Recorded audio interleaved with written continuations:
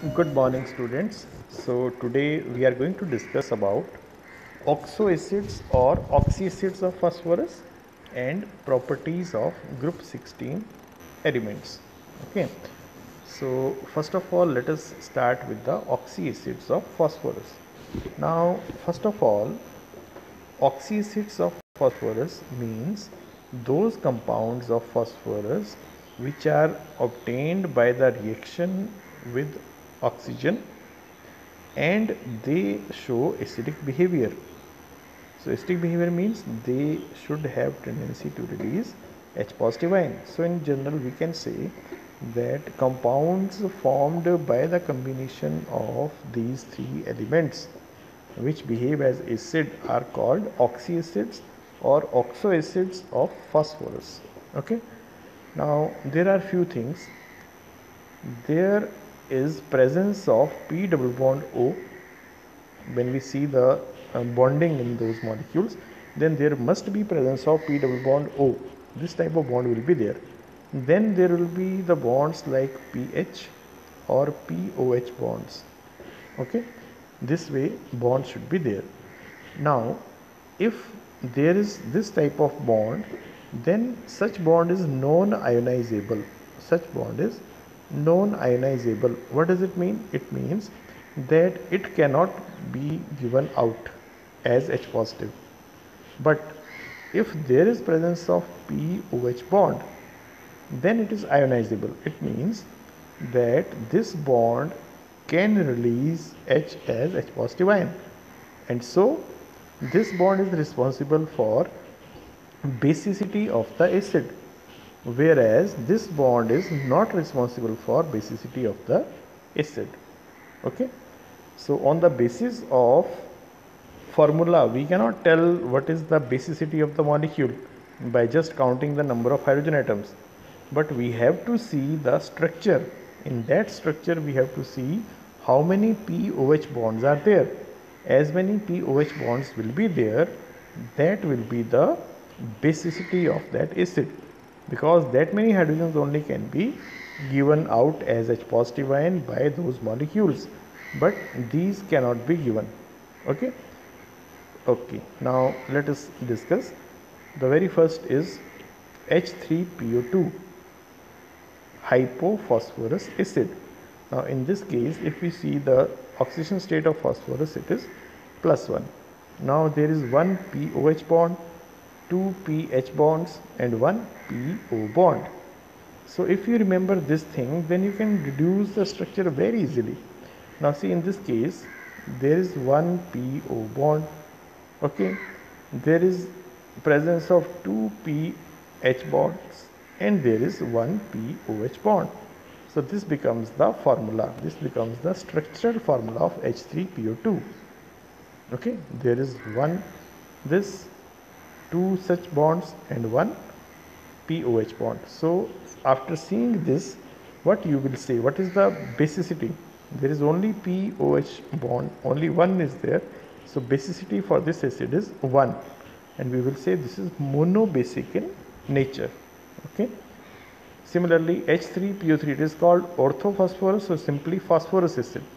Oxidation state of phosphorus is +3 and there are two POH bonds, so its basicity value is 2, or it is dibasic. Similarly, H4P2O5, it is called pyrophosphorus acid. So in pyrophosphorus acid there are also two POH bonds, so its basicity is also 2. Hypophosphoric acid, oxidation state of phosphorus is +4. There are 4 POH bonds, so its basicity value is 4. Orthophosphoric acid, oxidation state of phosphorus is +5. There are 3 POH bonds, so it is tribasic. Pyrophosphoric, there are 4 POH bonds, so it is tetrabasic in nature. Metaphosphoric, it is like polymer. Okay, so +5 is the oxidation state of phosphorus, and if we see one unit, then there are 3 POH bonds, so it is also tribasic. So this exists in the polymeric form. Okay, so this is like this. Now let us look at their shapes, how they look like. Okay, now see, phosphoric acid, 1 POH bond, 2 POH bonds, and not 2, there are 3 H3PO4. This is H3PO4. So there are 3 POH bonds. 1, this is 1, this is 2, this is 3. 3 POH bonds are there, so its basicity value is 3. In this case, H4P2O7, 1, 2, 3, 4. Basicity value is 4. In case of orthophosphorus acid, there are only 2 POH bonds, so basicity value is 2. For hypophosphorus, only 1 was there, POH, so it is monobasic. Okay. Now if we see the cyclic molecule of this phosphoric acid, metaphosphoric acid, then there are 1, 2 and 3 POH bonds, so it is tribasic, and this is the polymeric form. Here it is, this is 1 unit, HPO3. Okay, this is 1 unit, this is 2nd unit, this is 3rd unit, and this way it will keep on repeating. Okay, so this is called polymetaphosphoric acid. Okay, so these structures are also important. Now we start with the group 16 elements. Now group 16 elements, they are also known as chalcogens. Now what do we mean by chalcogen? Chalcogen means ore forming compounds or ore forming elements. Okay, so if you see, these are the oxygen family members. Now how to remember it? You can remember this sentence, us se tipo. Okay, from us you have to write O and S, O and S, us. From se, Se, tipo, TEPO. Okay, so these are the 5 elements which exist in group 16 family. Okay, so this way you can remember it. Now what is the electronic configuration? Atomic number of oxygen is 8, sulfur is 16, selenium is 34, tellurium is 52, and polonium is 84. So when we write the electronic configurations, then at the end it comes Ns2Np4. Okay, Ns2Np4, where N is the period number. Okay, so this is belonging to 2nd period, 3rd, 4th, 5th, 6th period. Okay, so this is Ns2Np4. Now period number is the value of small n. So there are 6 valence electrons in the oxygen family members. Okay, now let us discuss the physical properties of oxygen family members. First property is atomic radii. Now we know that when we start moving from top to bottom, there is increase in the main energy level, so the atomic radius or radius of the atom increases. Okay, now next is electronegativity, the atom's ability of attracting electrons. It is called electronegativity. The shared pair of electrons is attracted by the bonded atoms, and that ability is called electronegativity. So this tendency is more when size is small. So we know that size increases as we move down. So what does it mean? It means it will decrease down the group. Now similarly, ionization enthalpy, the amount of energy required to remove an electron from an atom in its isolated gaseous state. So this value will be more if the size is small, and as we know that size is small on the top and it is more as we move down the group. So it means when we are moving down the group, then ionization enthalpy value will decrease. Similarly, the ability of atom to accept an electron, that is delta HEG, electron gain enthalpy value, it will also decrease as we move down the group, because addition will not be easier. It will become difficult and difficult, and so energy released value will be less and less. Okay. Now melting and boiling point values in general, they will increase from top to bottom. Why it happens? Because as we move from top to bottom, there is increase in the size as well as atomic mass, and because of increase in these two values, there is increase in the melting and boiling point values due to increased van der Waals forces of attraction. Okay, so these result in increase of van der Waals forces of attraction, so melting and boiling point values increase. Okay, now let us start with the properties of group 16 elements. Now first of all, oxidation state value. What should be the oxidation state value? Now see, their general electronic configuration is ns2np4. Okay, so it means that if they accept 2 electrons, then they will acquire noble gas configuration. So it means their oxidation state value, which is very common, that should be -2. Okay, but it shows these elements of this group elements, they also show these properties, means these oxidation states. -2 is common for all, +2, +4 and +6, this is also possible, depends on the condition and element. Okay, now when they react with air, they form different compounds, just like sulfur forms sulfur dioxide. If they react with acids, then they change themselves into another acid, just like here sulfur reacts with nitric acid to form sulfuric acid and nitrogen dioxide. With alkali also they form salts like sodium sulfite or sodium sulfide, mixture of these. Okay, so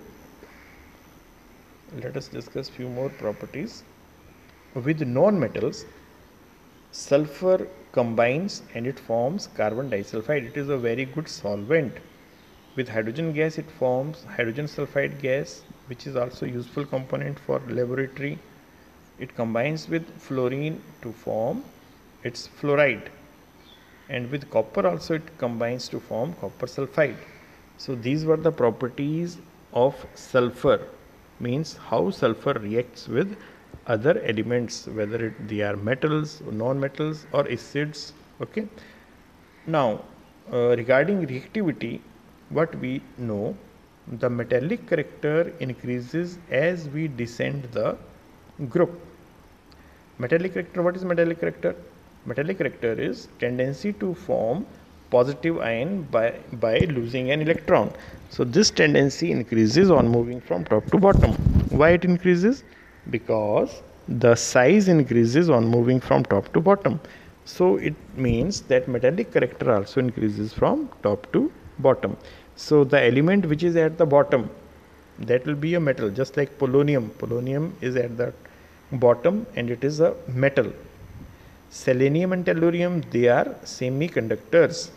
Okay, and oxygen and sulfur, they are on the top, so they are non-metals. Okay, now one more property is tendency to form multiple bonds. Now see, this tendency depends on size. If size is small, then they can form multiple bonds, because then sidewise overlapping is easier and is possible for the atoms. Okay, and so pi bond formation is also possible, and so multiple bonds are formed easily. So what we see, carbon with carbon, sulfur and oxygen both can form multiple bonds. Okay, but with other elements, even if they are formed, then they are not stable, they are unstable and they will get changed again. Okay, now we come to the most important property of oxygen family, hydride formation. Okay, now see, all these elements whichever we take, they combine with hydrogen and form hydrides. Hydride has formula H2M, where M belongs to oxygen family. Now this way they form the hydrides. Now what are the different properties of hydrides? This is very important and it comes many times. First of all, regarding stability of hydrides. Now see, stability will decrease. So what will be the order of stability? H2O is more than H2S is more than H2SC is more than H2TE is more than H2PO. Why? Because as we move from top to bottom, the bond length value keeps on increasing. Just like for OH, if this is the bond length, for SH it will be more, for SEH it will be bit more, for TEH it will be again more. So if there is increase in this value, then it means that the removal of or breaking of the bond will be easier, and so we will say that stability is less. Okay, now if we see other property, then water is also formed, means hydride of oxygen is H2O. So this is not poisonous, and all other gases are poisonous in nature, means they are having smell. A particular typical smell is there, foul smelling gases are there, and they are having poisonous nature also. Okay, now if we compare the acidic character, then this increases down the group, or reducing nature, that also increases down the group. Why? Because in both the cases what is to be done? Hydrogen has to remove as H positive in case of acidic character. So since metal hydrogen bond increases on moving from top to bottom, so tendency to show acidic character will also increase. Okay, and similarly for showing reducing character, it has to release hydrogen so that it gets attached to other elements. Okay, so removal of hydrogen is also easier as we move from top to bottom because of increased bond length. So we will say these both characters will increase on moving from top to bottom in hydrides of oxygen family. Okay, now if we see the shape, then what is the shape? See, there is presence of two lone pairs. There is presence of two lone pairs. So this is bent shape, and if we see the central atom, then its hybridization is sp3 hybridization. Okay, now a most important question is there which comes, that what about bond angles? Now see, if I compare hydrogen sulfide and H2O, then for which case bond angle will be more and for which case bond angle will be less? Now how do we check it? Okay, now see, in case of oxygen, size is small, so its bond pairs, they are nearer. If bond pairs are nearer, then they will repel with more power, and because of that there will be more bond angle. But in case of next element, their bond pairs are little bit far as compared to oxygen, so there is less repulsive force. So because of less repulsive force, there is lesser bond angle. So what we can say, as we move from top to bottom, the bond angle decreases because of the decrease in repulsive forces between bond pairs. Okay, now if we compare the boiling point values, then they, okay, now see, for boiling point and melting point, what we have learnt? We have learnt that on moving from top to bottom they increase, but here what is the anomaly? First it will decrease to H2O, means this is first hydride, this is second hydride, third, fourth and fifth. So what should be there? It should increase from top to bottom, but what happens? This has higher boiling point and this has lower boiling point, and after that same order is followed, means whatever is the boiling point of this, it will have higher than this will have higher than previous one, this will have the maximum. So why water shows higher boiling point as compared to H2S? This is because of presence of hydrogen bonding in water. Because of presence of hydrogen bonding in water, there is extra stability in hydrides. Okay, or we can say there is extra stability in the water.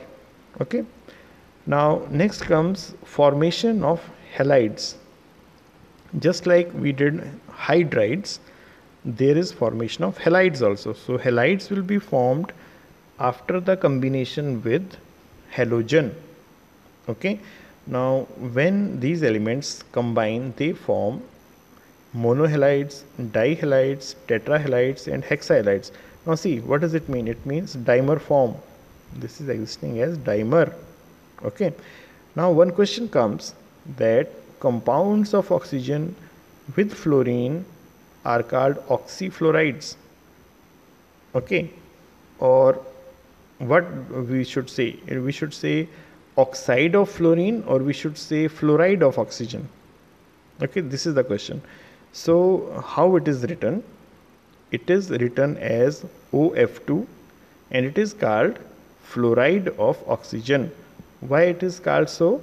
Because fluorine is more electronegative than oxygen. That is why we do it. We say it like that. Okay. Now it comes to formation of oxides. Now similarly, when oxygen family members will combine with oxygen, they will form their oxides. So oxygen is also present in this group. So except oxygen, we will talk about others. So they form monoxides, they form dioxides and they form trioxides. Okay, all elements, they form trioxides like this. Now all the elements, they also form dioxides like this, but selenium does not form monoxide, but all others, they form monoxides. Okay, so this is to be remembered, that oxides are also formed. Now we come to oxygen and we will discuss its properties also and how it is prepared. So preparation of dioxygen or O2. O2 is also known as dioxygen. Okay, because of two atoms of oxygen. So if we take oxygen rich compounds and we decompose those compounds, then they will produce oxygen. Okay, now one of the example is potassium chlorate. If we take potassium chlorate, we heat it in the presence of this catalyst, it will increase the decomposition process. So what is going to happen?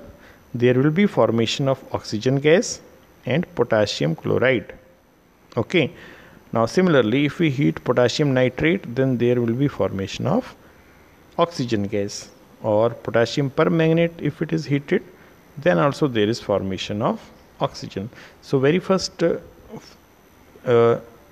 method is to heat the oxygen rich compounds in the presence of catalyst, so that there is formation of oxygen.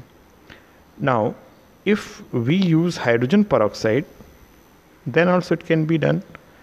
Now see, these are also all the compounds which contain oxygen is in more amount. They are oxides of some metals. If we use hydrogen peroxide, then that can also form oxygen gas.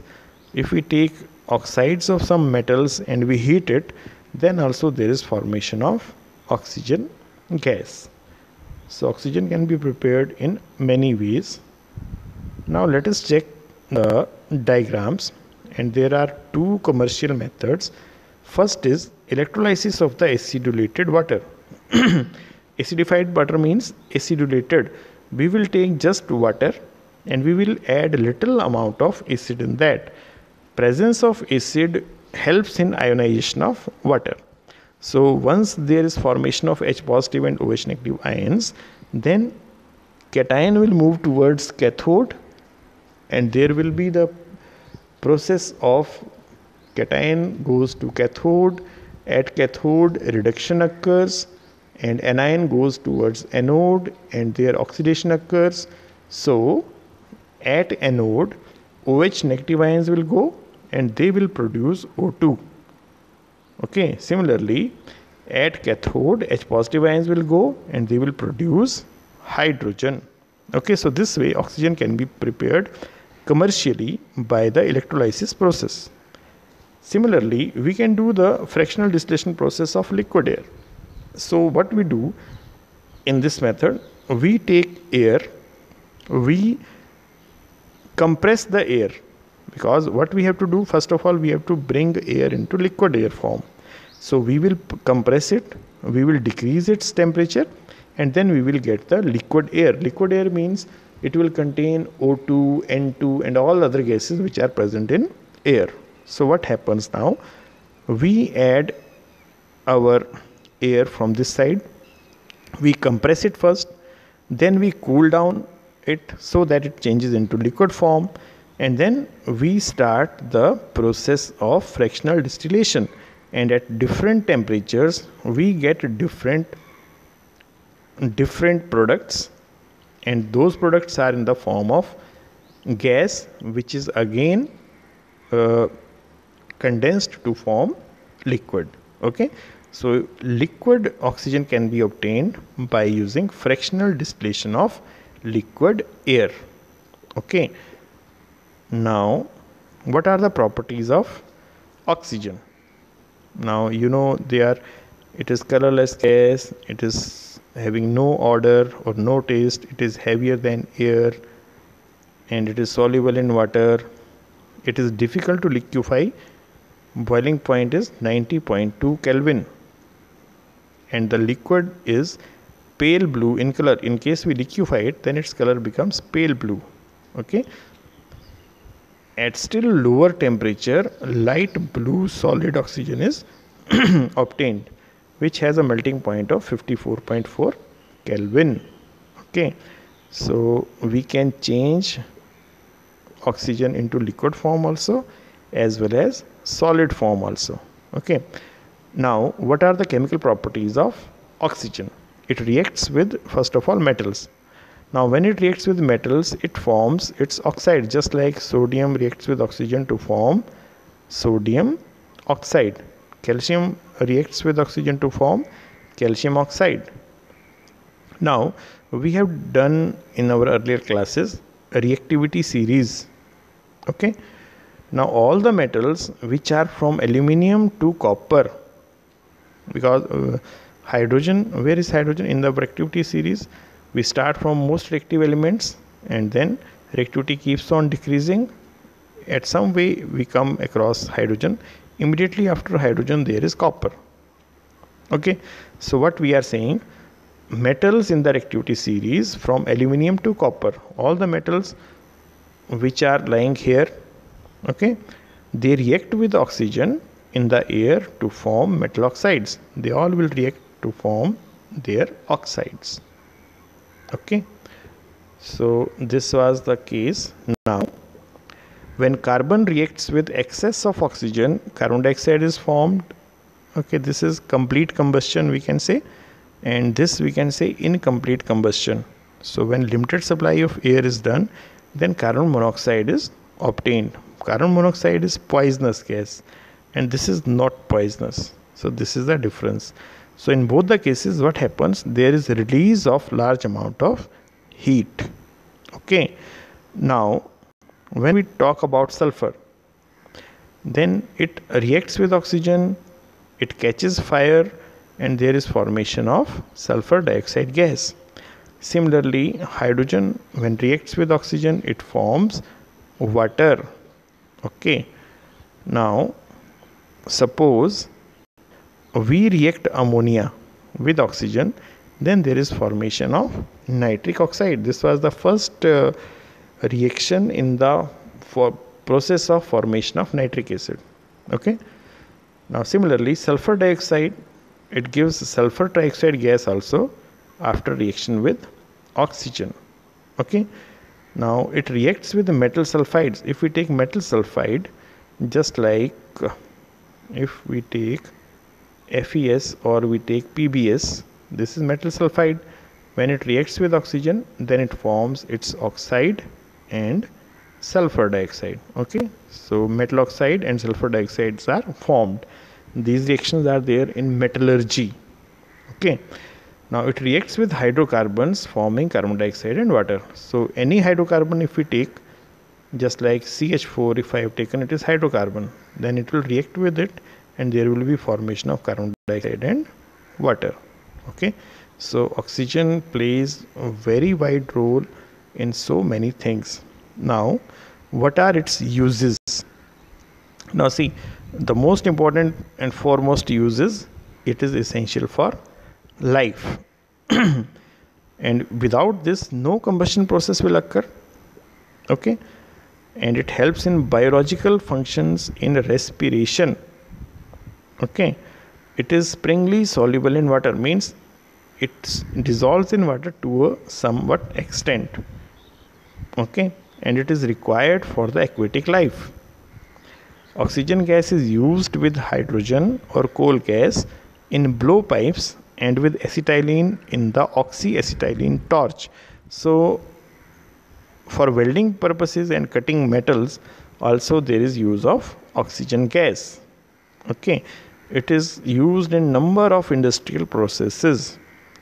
Medicinally, oxygen gas is used in the treatment of pneumonia and gas poisoning. In case somebody has got poisoned by some gas, then what is required? Oxygen gas is required immediately. Okay, it is used as an anesthetic when mixed with nitrous oxide, ether vapors, so it is having anesthetic use also.